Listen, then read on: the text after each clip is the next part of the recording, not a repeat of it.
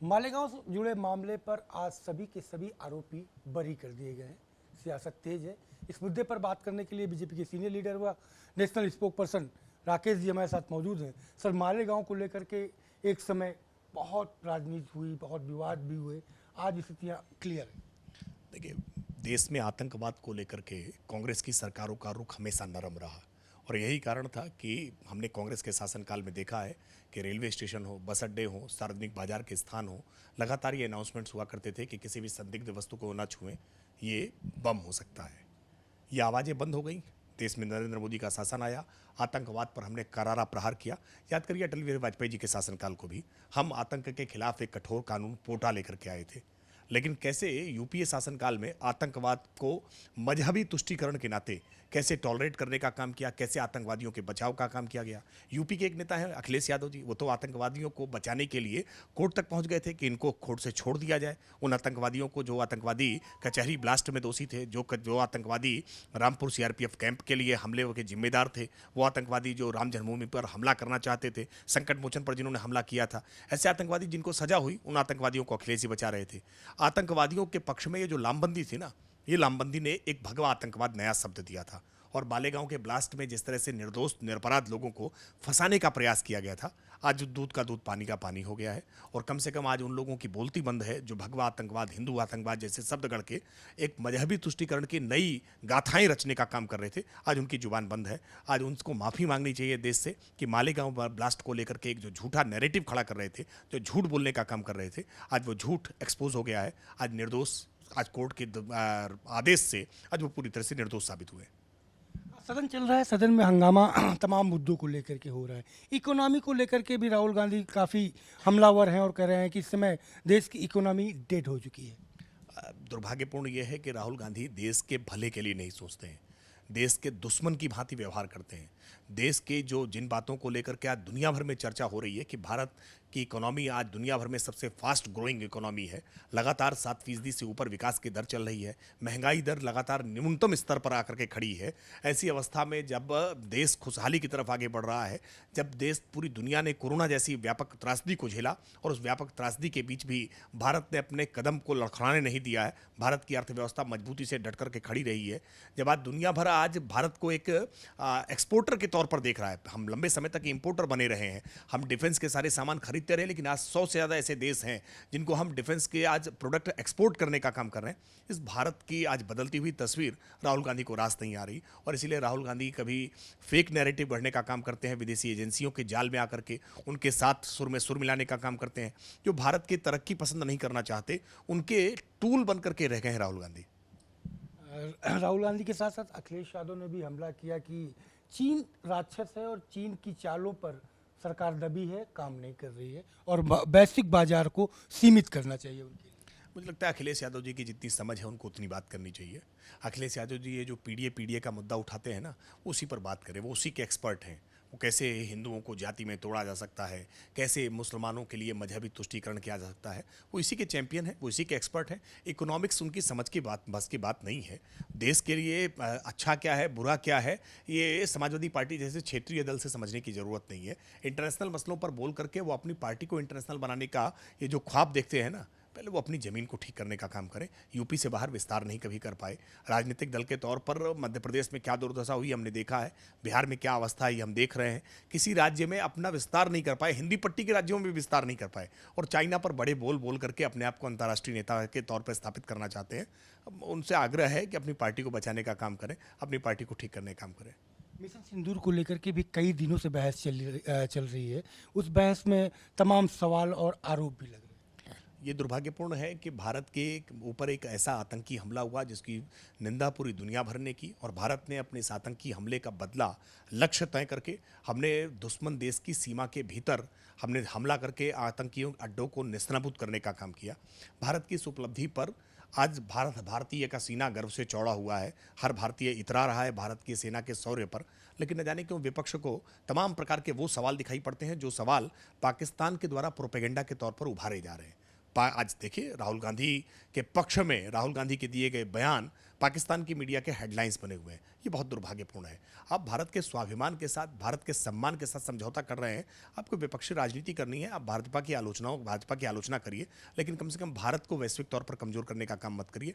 जिन नर पिशाचों ने, आतंकियों ने हमारे सिंदूरों को नोचने का काम किया था, सिंदूर मिटाने का काम किया था, उन आतंकियों को उनको किए की सजा मिल गई है, उनके आकाओं को उनकी सजा मिली है, उनके परिजनों को उनकी सजा मिली है। हमने ऐसा मजा चखाया है पाकिस्तान को कि पाकिस्तान को लंबे समय तक याद रहेगा। पाकिस्तान घुटने पर आ गया, लेकिन दुर्भाग्यपूर्ण यह है कि विपक्ष अभी भी भारत को क्रिटिसाइज करने का काम कर रहा है। जिस तरीके से टाइमिंग पर भी सवाल उठा कि आप लोगों ने आतंकवादियों को मरवाया, तो उनका इनकाउंटर तो हुआ, बट उसकी टाइमिंग भी सियासत का पॉइंट बन गई। ये अखिलेश जी की एक छोटी सोच है। वो हमेशा अपराधियों को जब जब उनके एनकाउंटर में मार गिराया जाता है, आतंकवादी एनकाउंटर में मारे जाते हैं, न जाने कि उनको पीड़ा होने लगती है। वो तमाम प्रकार के तर्क खोजने लगते हैं कि कैसे आतंकी मारे गए। याद करिए ना कि उत्तर प्रदेश में एक खूंखार अपराधी विकास दुबे एनकाउंटर में जब मारा गया था, तो विकास दुबे की गाड़ी कैसे पलट गई, इसको लेकर के वो सैटेलाइट इंजीनियरिंग का ज्ञान बघारने लगे थे।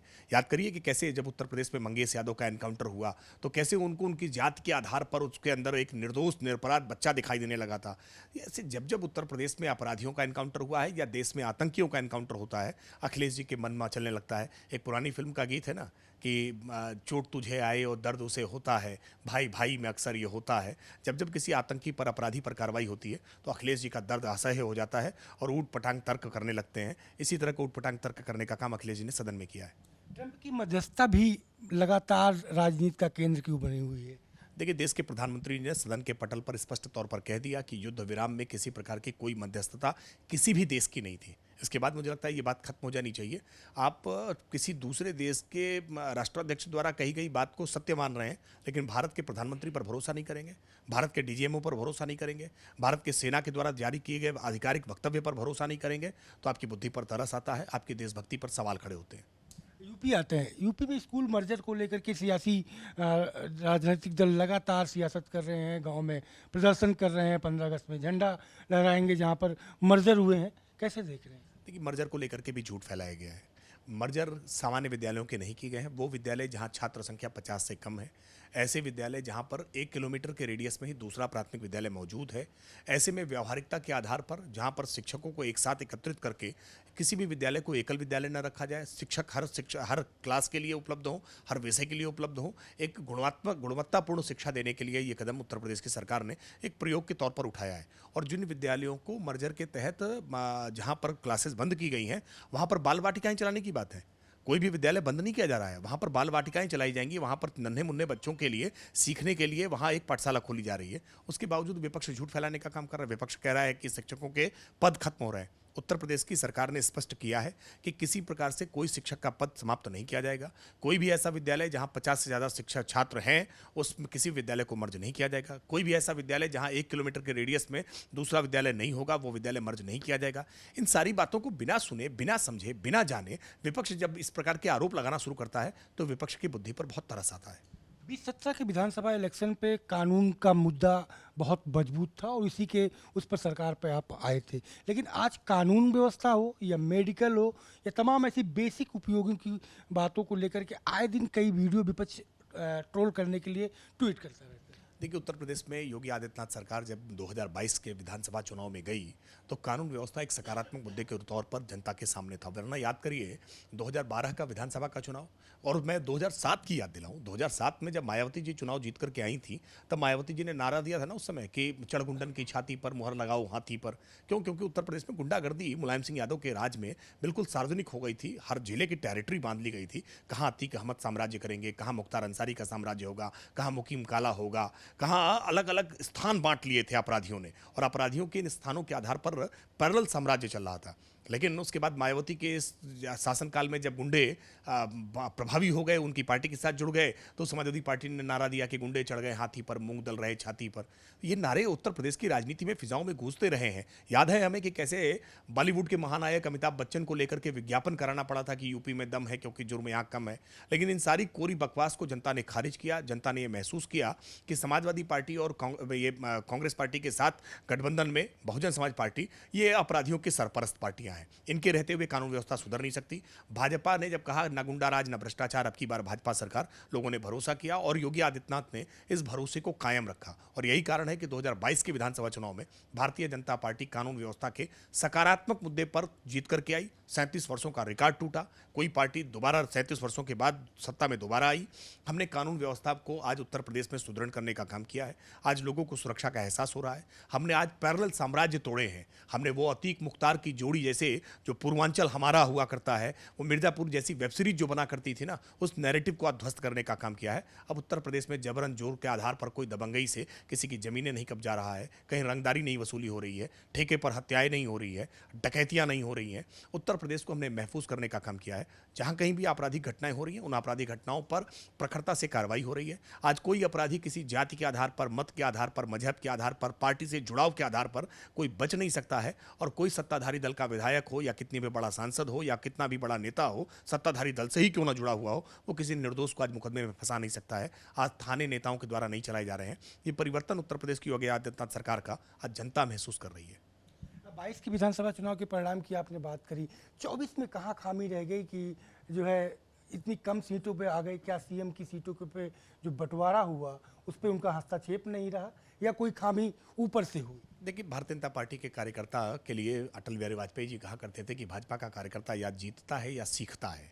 इस 2024 के चुनाव में हम जीत नहीं पाए हैं, लेकिन हमने सीखा है।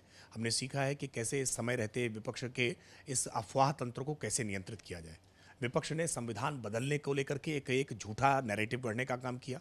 विपक्ष ने आरक्षण खत्म हो जाएगा इस बात को लेकर के एक झूठा प्रचार प्रसार करने का काम किया।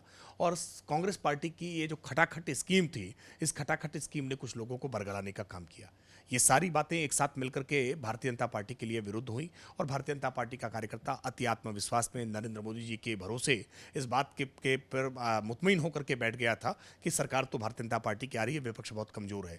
लेकिन कहीं ना कहीं यही हमसे चूक हुई इस अति आत्मविश्वास में, और विपक्ष के प्रोपेगेंडा पॉलिटिक्स ने भाजपा की कुछ सीटों को कमजोर किया है। लेकिन भारतीय जनता पार्टी ने बाई इलेक्शन के चुनाव में अपनी इन चूक को ठीक करने का काम किया।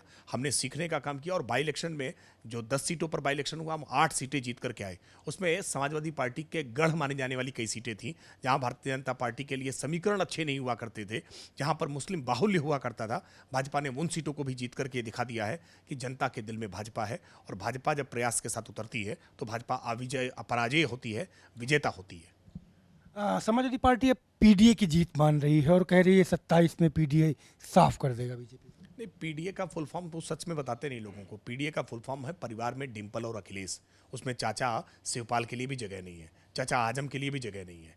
वो परिवार केवल डिंपल और अखिलेश के इर्द गिर्द ही घूमेगा। और मैं दावे से कह रहा हूँ, अखिलेश यादव के बाद कमान डिंपल और अखिलेश का पुत्र पुत्री ही संभालेगा। किसी समाजवादी पार्टी के कार्यकर्ता की हैसियत औकात नहीं है कि वो पार्टी का अध्यक्ष बनने के बारे में सोचे। पार्टी के कार्यकर्ता वहाँ केवल दरी बिछाने के लिए है, नारा लगाने के लिए है, जय जय जय जय वाले नारे लगाने के लिए है। उनकी हिम्मत नहीं है कि वो पार्टी में अध्यक्ष बन सके। वो पार्टी गुलामी के आधार पर, परिवार के आधार पर चलने वाली पार्टी है। इसलिए इस पीडीए के धोखे में न रहे।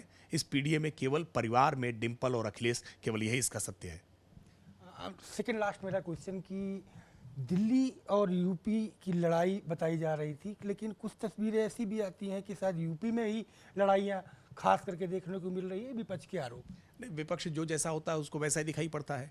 क्योंकि वहाँ चाचा भतीजे में जड़ लड़ाई थी, वहाँ पिता पुत्र में लड़ाई थी, सार्वजनिक मंचों पर हमने धक्का मुक्की होते हुए देखा है, एक दूसरे के दरवाजे पर नारेबाजी करते हुए देखा है, हमने चिट्ठियाँ लिख करके सौतेली माँ और षड्यंत्र की कहानियाँ सुनते हुए देखा है। उत्तर प्रदेश की राजनीति की ये कहानियाँ तो चटखारे लेकर के देश विदेश तक सुनी गई हैं। तो समाजवादी पार्टी का इसी प्रकार का कैरेक्टर रहा है, इसलिए आज वो इस तरह के आरोप लगा रहे हैं। भारतीय जनता पार्टी एक कैडर बेस्ड ऑर्गेनाइजेशन है, अनुशासित ऑर्गेनाइजेशन है। भारतीय जनता पार्टी में जहाँ सूचना हो जाती है ना, उसके बाद सोचना बंद हो जाता है। सूचना से पहले हम लोग बहुत सोचते हैं, बहुत विचारते हैं, परामर्श करते हैं, और निर्णय सोच विचार करके सामूहिकता के आधार पर, पारस्परिकता के आधार पर करते हैं, समावेशी आधार पर करते हैं। इसलिए भारतीय जनता पार्टी में किसी भी प्रकार के मनमुटाव के ये जो मुंगेरी लाल के हसीन सपने लेकर के बैठे हुए हैं अखिलेश जी ना, इससे कुछ होने वाला नहीं है। भाजपा में कोई विघटन नहीं होगा। एक अंतिम सवाल मेरा, सियासत से ऊपर उठ करके जिस तरीके से महिलाओं पर अपमानजनक टिप्पणी आई, चाहे इकरा की बात करें, डिंपल की बात करें, उसको किस तरीके से देखते हैं अगर सियासत से अलग हट के देखा जाए? देखिए, किसी भी स्थिति में लैंगिक आधार पर भेदभाव करना यह सभ्य समाज की निशानी नहीं हो सकती है। और कोई भी लैंगिक टिप्पणियां कर रहा है तो निश्चित तौर पर कठोर कानून का डंडा उस पर चलना चाहिए। लेकिन हमने ये भी देखा है कि जिस तरह से एक असामाजिक टिप्पणी की गई एक मौलाना के द्वारा, मौलाना की टिप्पणी पर समाजवादी पार्टी के मुखिया ने अपने होंठ से लिए। डिंपल के अपमान पर अखिलेश जी एक बार भी मैदान में नहीं आए। डिंपल के अपमान पर उन्होंने एक बार भी नहीं कहा कि कानून इस मौलाना के खिलाफ कठोरता से कार्रवाई करे। हाँ, उनके अनियंत्रित कार्यकर्ता जरूर हाथ छोड़ने चले गए।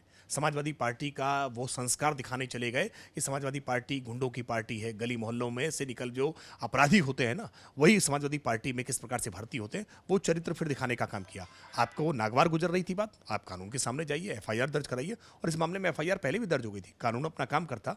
लेकिन जितनी ही निंदनीय वो टिप्पणी थी, उतना ही निंदनीय समाजवादी पार्टी का बिहेवियर रहा है। एक तरफ वो वोट बैंक के पॉलिटिक्स में समाजवादी पार्टी के शीर्ष नेताओं के द्वारा मौलाना के खिलाफ ना कोई निंदा की गई, ना कानूनी कार्रवाई की अपेक्षा की गई। वहीं समाजवादी पार्टी के छुटभैया नेताओं के द्वारा गुंडों की भांति व्यवहार करके मौलाना की दाढ़ी खींची गई, उसके साथ मारपीट की गई। ये भी उतना ही निंदनीय है। लेकिन यही समाजवादी पार्टी का चाल चेहरा चरित्र है।